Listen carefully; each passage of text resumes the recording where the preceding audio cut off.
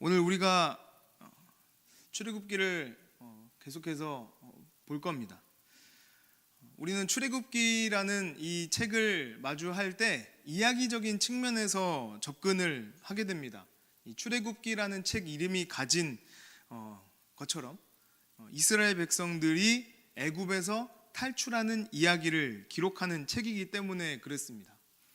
그래서 우리는 이스라엘 백성들이 애굽을 어떻게 빠져나오고 어떻게 약속의 땅인 가나안으로 가게 되었는가에 집중합니다. 이 이야기를 통해서 우리는 정말 많은 깨달음을 얻게 되고 또 하나님의 뜻을 발견합니다.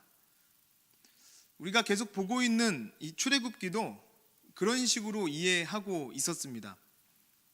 이스라엘 백성들이 애굽에서 종살이를 하는 그 기간 동안에 하나님께서 어떻게 복을 내리셨고 또 그 복이 시간이 흘러가면서 어떻게 구체적으로 드러나는지에 대해서 말씀했습니다. 그리고 사장을 통해서 드디어 하나님은 이 모세라는 지도자를 택하셔서 이스라엘을 구원하시겠다라는 그 계획을 본격적으로 알려주십니다.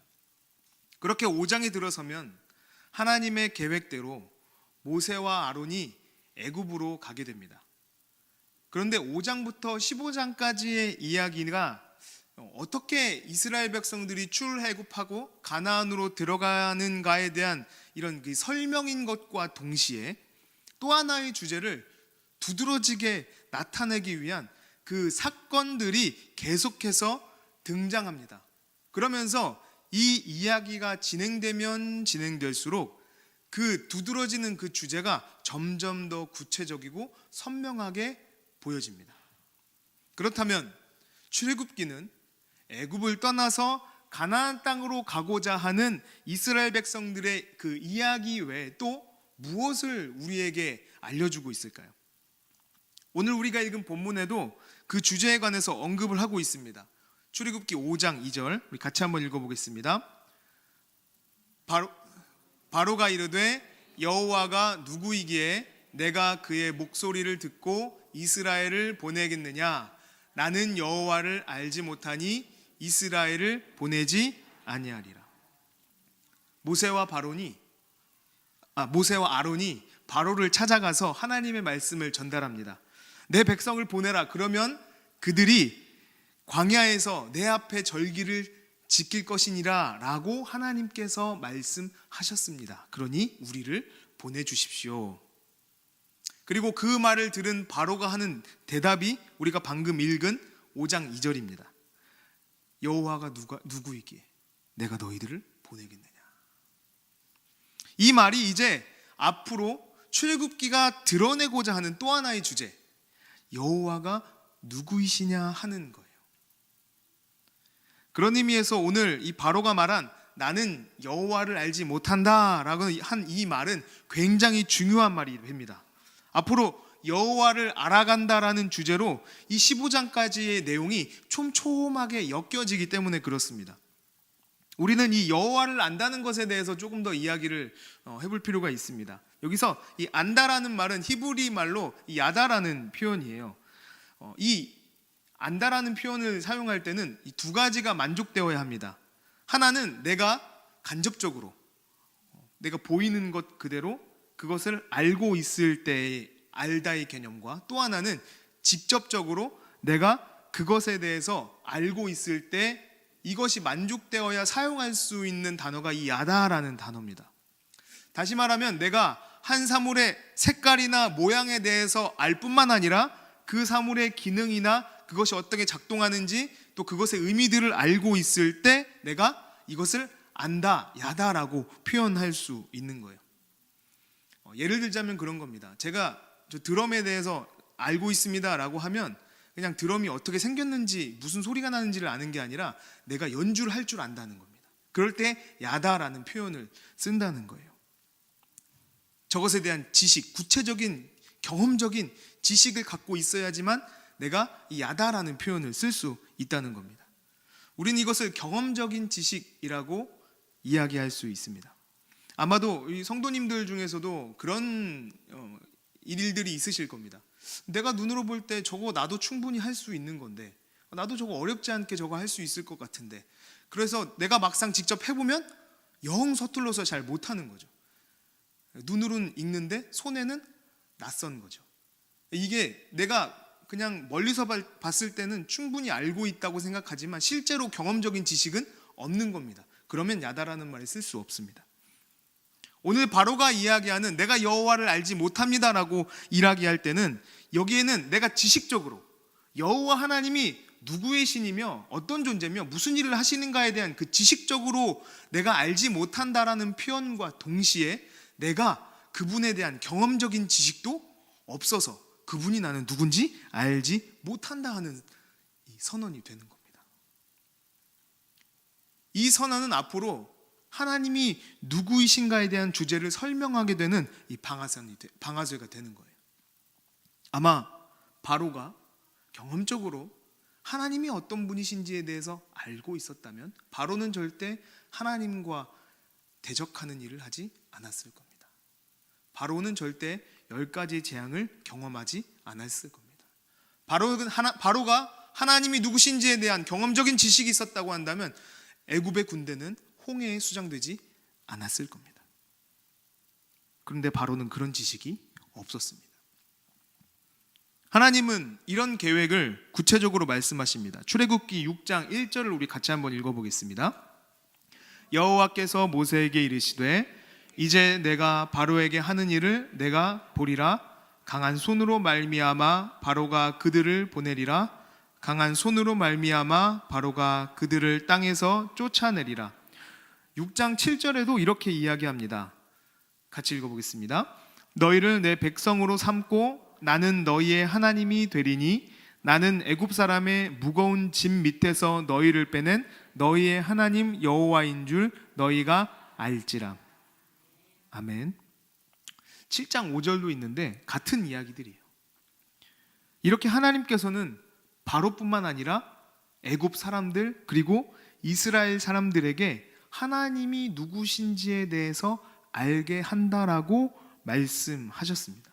앞으로 등장하는 일들은 이스라엘 백성들이 애굽을 떠나서 어떻게 가나안 땅으로 들어가는지에 대한 이런 스토리의 내용이기도 하지만 동시에 하나님이 누구신지에 대해서 드러내는 이야기이기도 하다는 겁니다.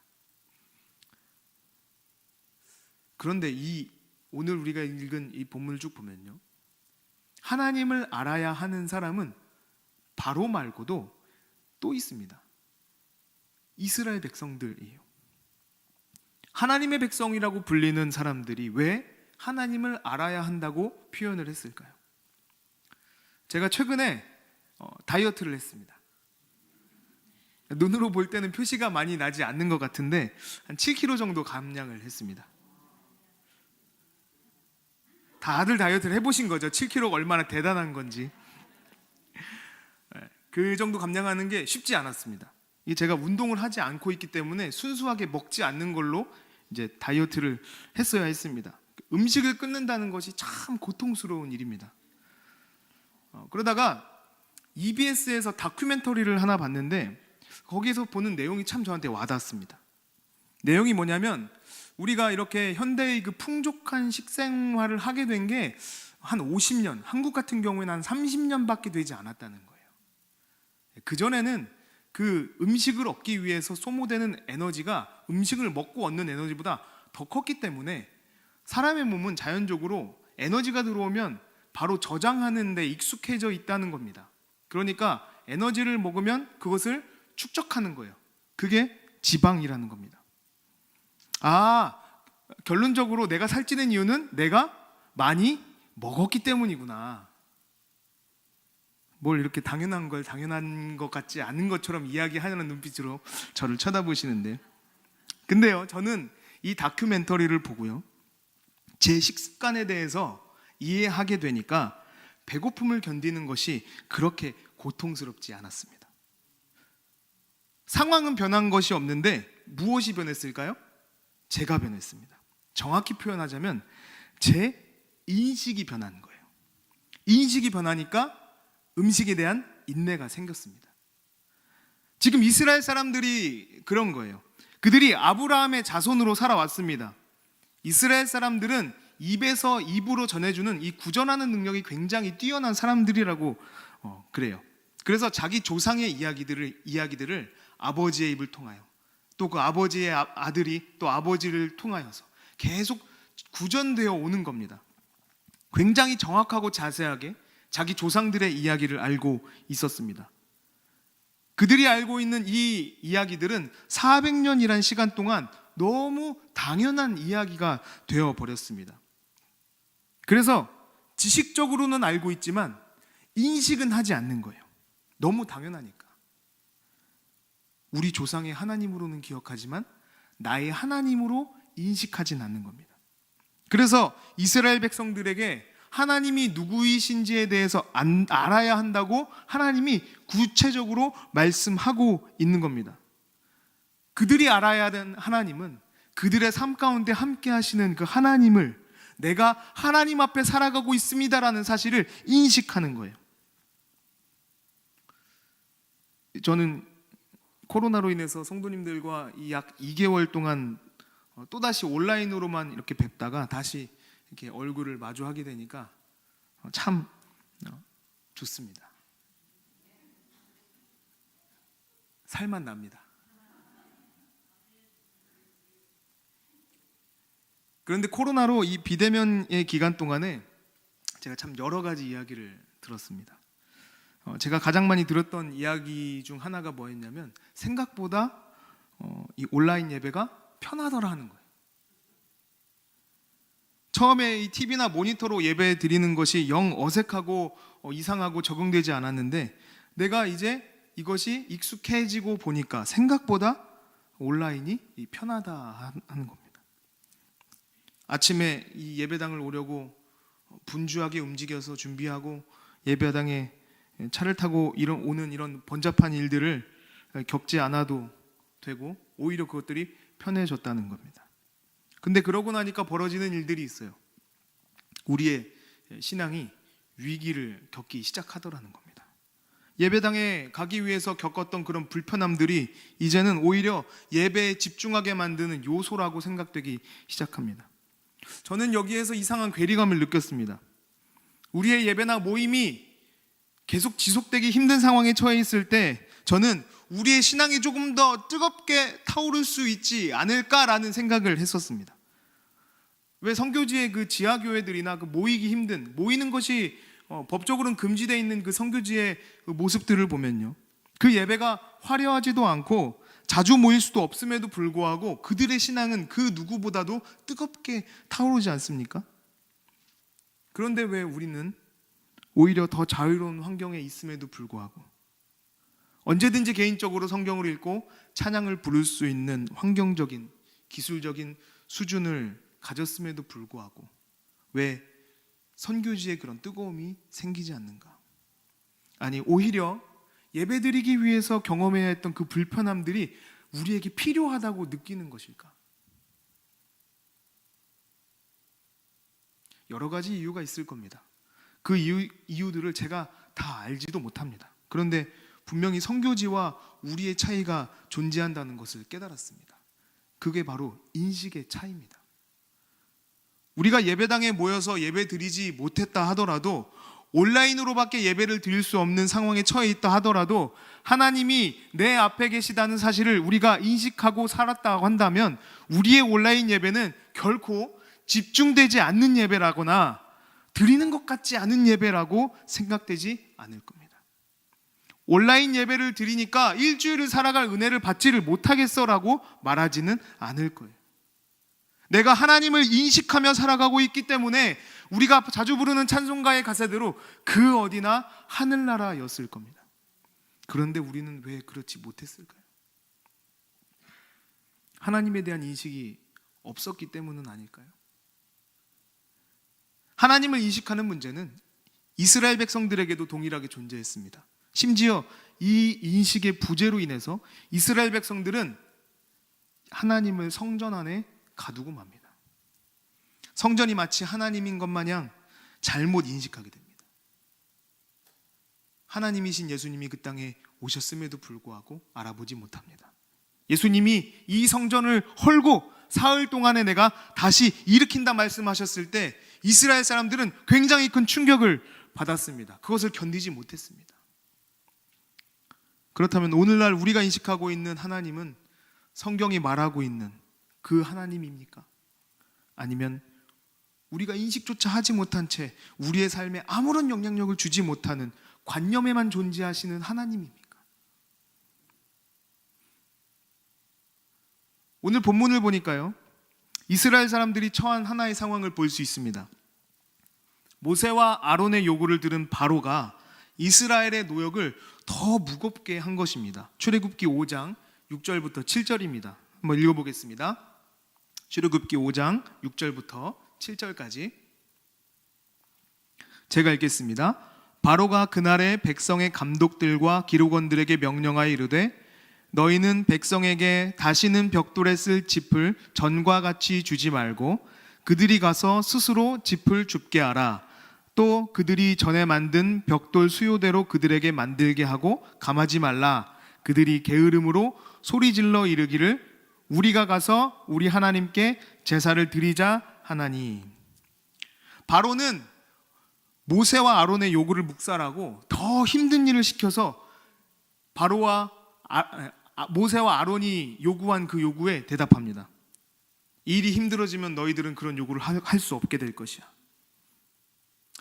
이미 벽돌을 만드는 일이 힘들었는데 거기에 그 안에 들어가는 재료까지 너희들이 준비해서 벽돌을 구워라고 일을 더 해준 겁니다. 그래서 그 수요를 채우지 못하면 그 감독관들이 그 기록하는 이스라엘 사람들의 기록원들을 데려다가 호되게 때립니다. 이 기록원들은 왕에게 직접 가서 자기의 의견을 전달할 수 있는 정도의 직위를 가진 사람들이었거든요. 그래서 그들이 직접 바로를 찾아가서 요구합니다. 우리에게 너무 가혹한 일입니다. 좀 거두어 주십시오. 바로는 그 이야기에 다른 답을 주지 않습니다. 오히려 너희들이 게을러서 그래. 너희들이 부지런히 하면, 열심히 하면 그 수량을 맞출 수 있어. 다시 한번 해봐. 이런 절망적인 대답을 듣게 돼요. 이스라엘의 기록원들은 자기들이 또 매를 맞게 될 것이 너무 두려웠습니다. 절망하며 돌아가는데 눈앞에 모세와 아론이 보여요. 그리고는 이렇게 말합니다. 출애굽기 5장 21절입니다. 우리 같이 한번 읽어보겠습니다. 그들에게 이르되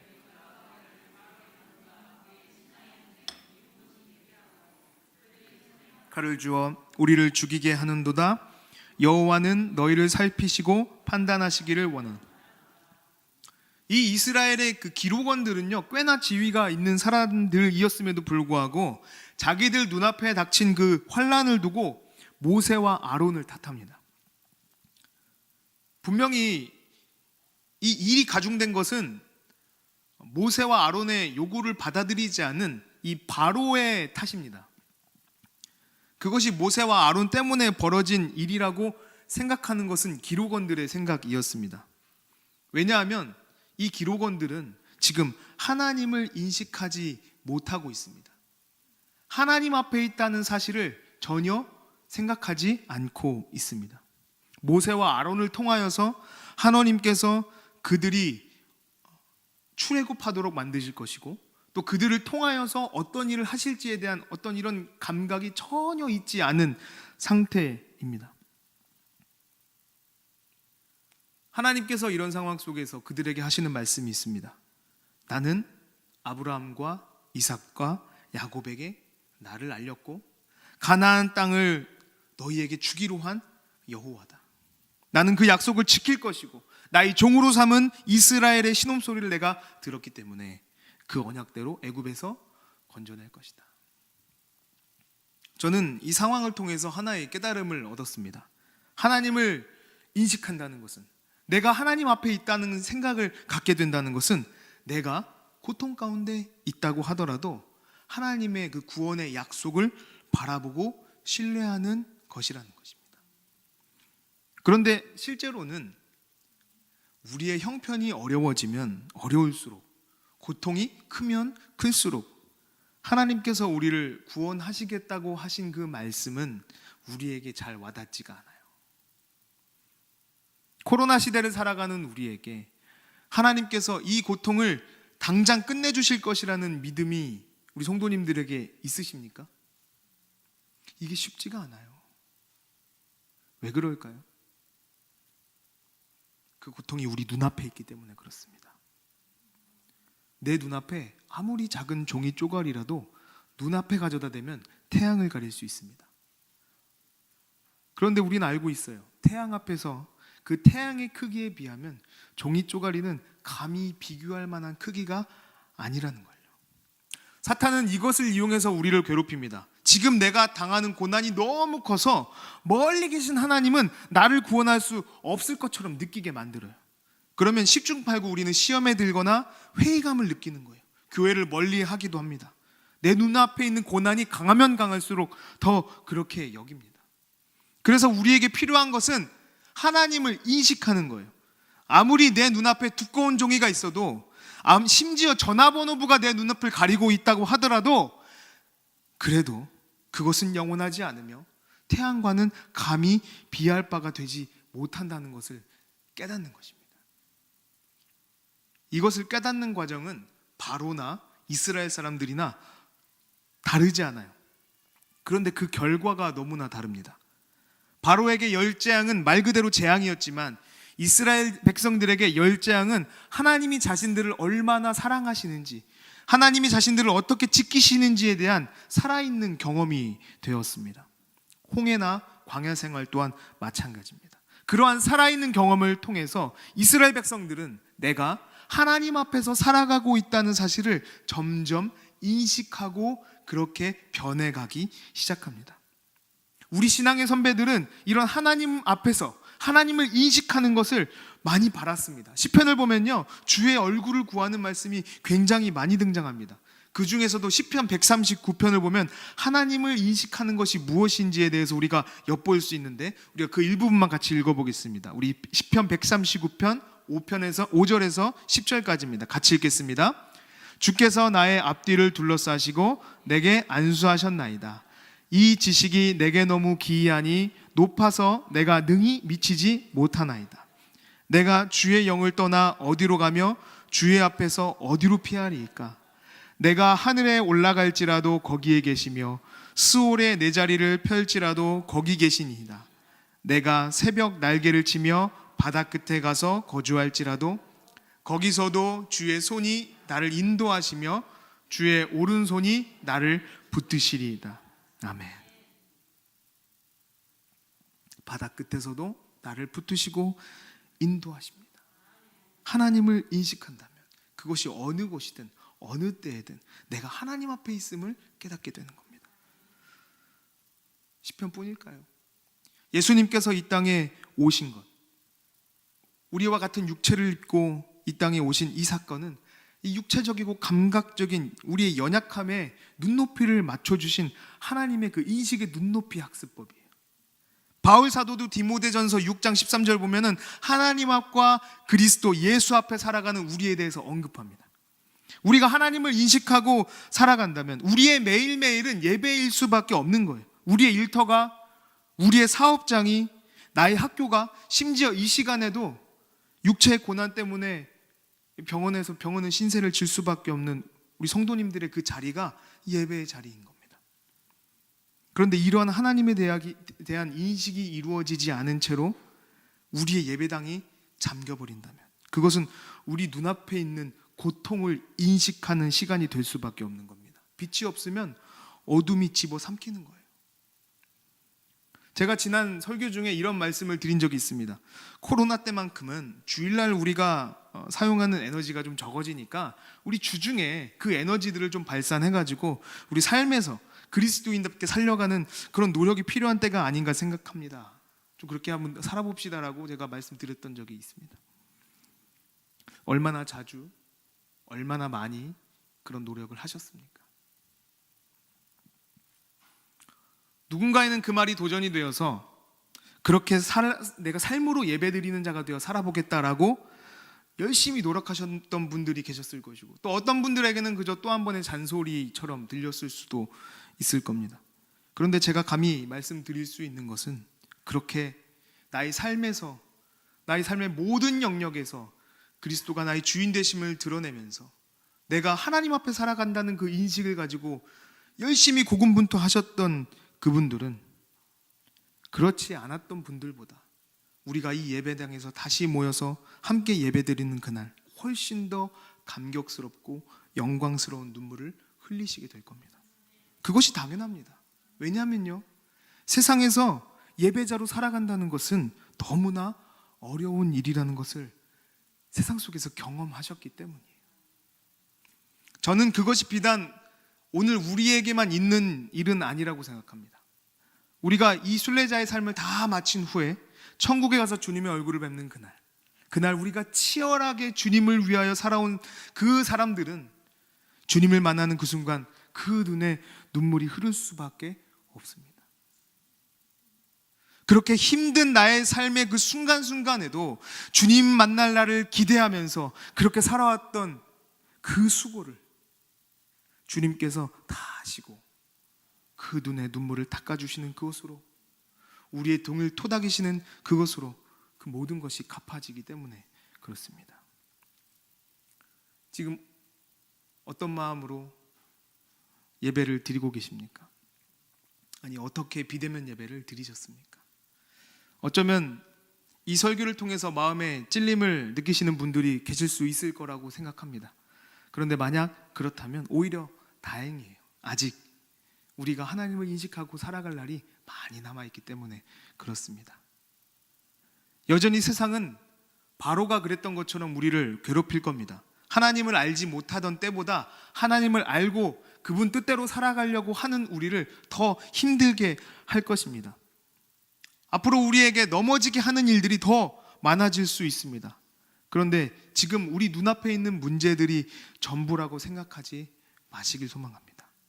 분명히 그 일 뒤에는 그것보다 훨씬, 아니 감히 가늠도 할 수 없는 하나님이 계시다는 사실을 인식하셔야 합니다. 지금 당장 우리에게 하나님이 보이지 않는다 하더라도 이 과정을 통하여서 우리는 점점 더 많이 하나님을 인식하게 될 것입니다.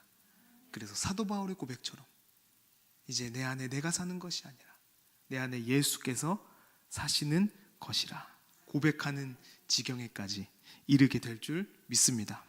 지금은 비록 코로나 때문에 우리가 다 같이 만나서 예배 드릴 수는 없지만 곧 지나갑니다. 그리고 다시 만나게 되는 그 시간이 분명히 옵니다. 그러면 우리 만나게 되는 그날 우리가 다 모여가지고 코로나가 얼마나 무서웠는지에 대해서 이야기하는 것이 아니라 그 시간 동안에 하나님께서 나에게 얼마나 많은 말씀을 하셨는지, 나는 하나님 말씀대로 살기 위해서 얼마나 몸부림쳐야 했는지에 대해서 우리 서로 간증을 나누고 서로 위로해주고 서로 격려해주고 다시 삶으로 가자고 다짐하는 그런 날이 오기를 간절히 소망합니다. 기도하겠습니다.